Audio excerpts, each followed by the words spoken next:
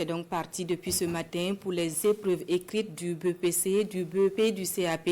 Pour la session de 2023, plus de 216 000 candidats sont en lice et sur toute l'étendue du territoire national. Le ministre en charge de l'Éducation nationale a ouvert l'enveloppe contenant la première épreuve à Manga dans la région du centre-sud. Bena Kombelem et Nyakiteda. Lycée provincial Naba Bango de Manga, c'est jeudi matin. Le jour J pour l'ensemble des candidats au BPC, BEP et CAP. C'est aussi l'heure des ultimes retouches et des derniers réglages.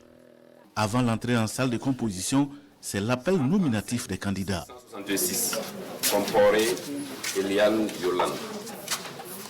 Stress et angoisse sur les visages à quelques minutes du démarrage des épreuves écrites. Mais un peu avant, le ministre en charge de l'Éducation nationale fait son arrivée pour encourager les candidats. On est venu pour vous encourager. Nous savons que ça n'a pas été facile. Nous savons également que vous savez faire preuve de résilience. À ses côtés, les techniciens du ministère, les autorités régionales du Centre-Sud et le chef de Manga en personne. La peur se dissipe. Il est 7h15, l'enveloppe contenant la première épreuve, la dictée est ouverte. Titre de la dictée, une candidate confiante, extrait du recueil de 9 nouvelles de Jean-Serge Kaboré. Je suis confiante. On espère que ça sera plus agréable et pas ça comme ça, comme l'a dicté. C'était un peu bon. On va croire qu'on va avoir la moyenne et le BPC cette année, si Dieu le veut. Parce que je vois que les mots sont un peu faciles. C'était à notre portée. Donc, c'est pour aller. Le sujet plante ainsi le décor à ses premiers jours des examens. Pour cette session, ils sont plus de 216 000 candidats contre 260 000 pour la session de 2022. C'est dit qu'il y a eu une baisse significative du nombre de candidats. Nous pouvons lier cela, bien sûr, au phénomène de l'insécurité.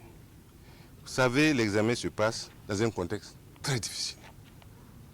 Je salue donc la résilience des apprenants, de leurs enseignants, de l'ensemble des acteurs, n'est-ce pas, du système éducatif.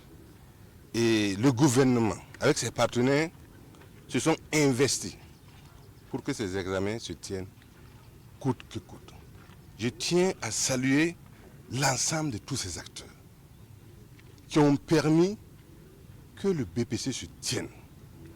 Et nous en appelons au sens de responsabilité de tous les acteurs de l'organisation pour qu'ils fassent en sorte que la crédibilité de notre diplôme ne soit pas entachée. Tout contrevenant sera traité conformément aux textes en vigueur, précise le ministre.